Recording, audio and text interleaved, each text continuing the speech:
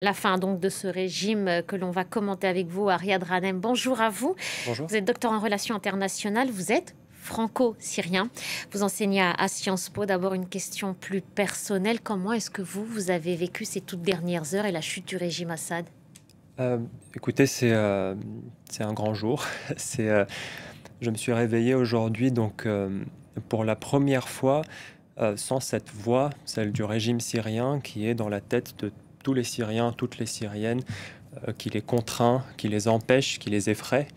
Et cette voix s'est en allée aujourd'hui. Donc c'est un événement, voilà, à l'échelle de ma vie personnelle et de celle de beaucoup de monde, beaucoup d'émotions en voyant les personnes retrouver leurs proches, libérés des prisons de Saïdnaïa, euh, en voyant des réfugiés syriens espérer pour la première fois rentrer chez eux, Mhm. mais aussi beaucoup de gravité. Euh, les rebelles qui ont pris le contrôle du pays aujourd'hui, Hayat Tahrir al-Sham, sont des ex-Al-Qaïda qui ont changé effectivement ces dernières années pour des raisons tactiques et aussi à l'épreuve du pouvoir local sur le terrain.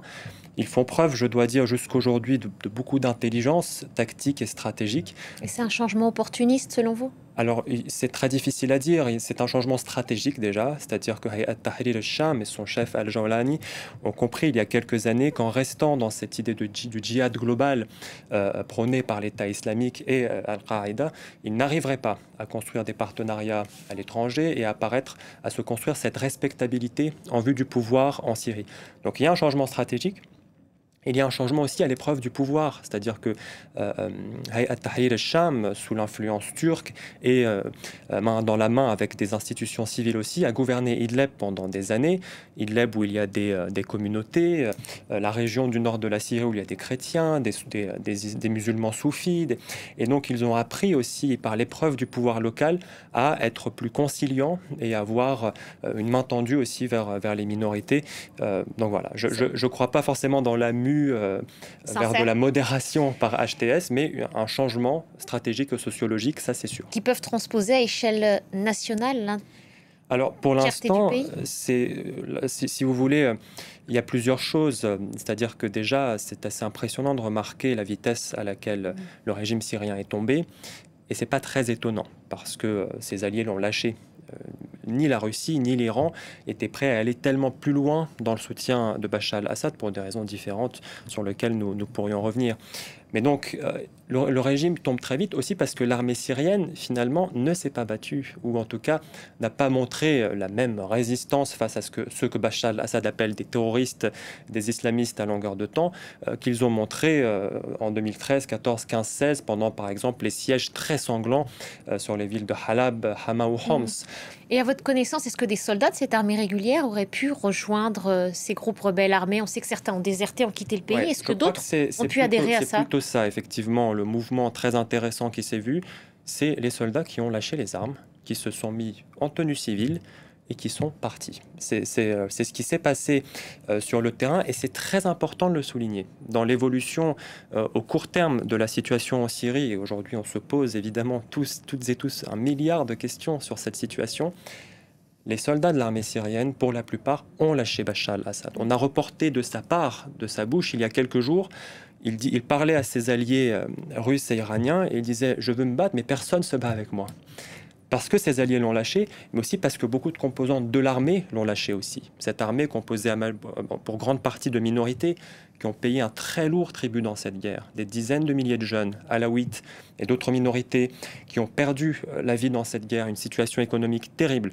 Personne n'allait se battre avec ce régime-là. Et est-ce que vous n'avez pas un regret, Ariad Ranem, c'est celui de voir le président fuir et de ne pas être traduit en justice pour tout ce qu'il a fait, ce pays brisé tout au long de ces années? Est-ce que c'est pas un regret, vous, le franco-syrien que vous êtes, de constater finalement qu'il est parti par lâcheté? Oui, ça c'est alors c'est une lâcheté qui ne m'a pas forcément surpris. Euh, le peuple syrien, je pense, a besoin de justice aujourd'hui et il a besoin de conciliation. Et les deux ne vont pas forcément toujours dans la même direction.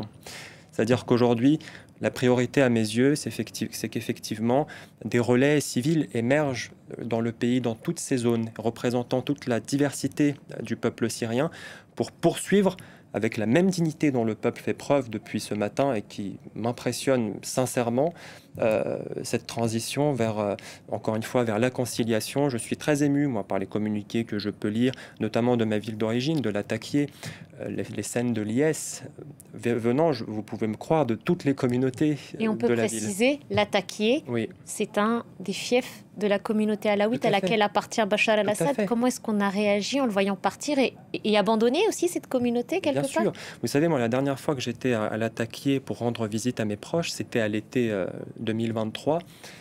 J'étais vraiment choqué par la façon avec laquelle ce régime poursuivait les mêmes politiques de prédation, d'humiliation, y compris à l'égard de ces Alaouites qu'il a finalement instrumentalisés durant des années et des années.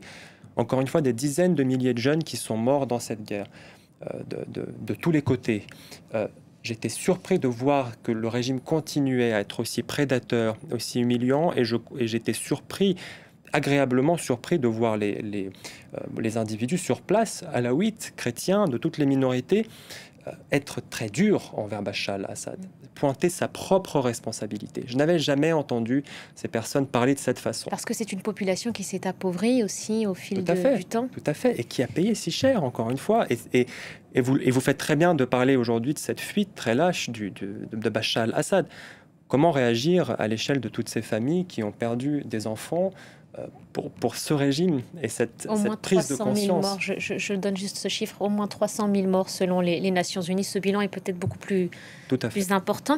Ariad Ghanem, quand vous voyez l'image d'El Joulani arriver à Damas, se prosterner, il embrasse cette terre sur laquelle manifestement il veut s'installer. On ne sait pas encore avec précision quel est le projet, mais est-ce qu'il serait, à vos yeux, c'est peut-être aussi son projet, l'alternative à Bachar el-Assad? On ne sait toujours pas s'il veut incarner un système politique, s'il assurera une transition. C'est en tous les cas que le Premier ministre est apparu tout à l'heure escorté par des rebelles. Il n'a été ni exécuté ni emprisonné. Il parlait de passation.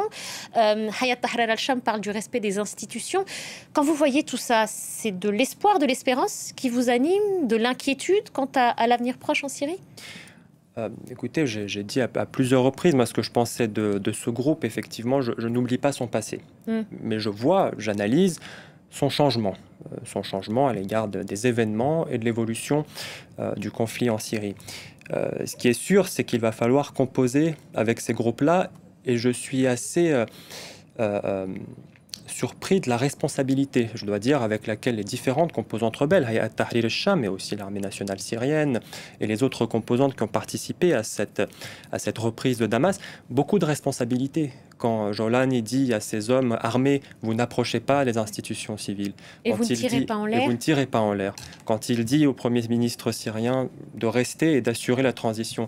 Quand le Premier ministre syrien l'accepte. Il y a aussi vraiment beaucoup de responsabilités, je trouve. Et donc, je pense qu'il y a beaucoup d'apprentissage. On a ici des individus de part et d'autre qui ont appris des expériences passées, qui ont appris de la situation en Irak, en Libye, en Égypte. Du moins, c'est ce que je souhaite et c'est ce que j'espère. De ne pas reproduire les mêmes erreurs. Tout à fait. Maintenant, ce que je souhaite vraiment pour le peuple syrien, c'est de pouvoir reprendre son destin en main. C'est-à-dire qu'il y a quand même une petite amertume au fait que ces événements aient évolué aussi au gré d'une actualité régionale et géopolitique qui dépasse largement la Syrie et les Syriens, et au gré d'influences aussi extérieures, qui étaient bien sûr la Russie, l'Iran, la Turquie, Israël aujourd'hui qui reprend des positions dans le sud de la Syrie. Ce que je souhaite, c'est qu'une transition se passe, que des élections puissent avoir lieu, qu'un système de partis puisse être fondé et que cela se passe le plus pacifiquement possible.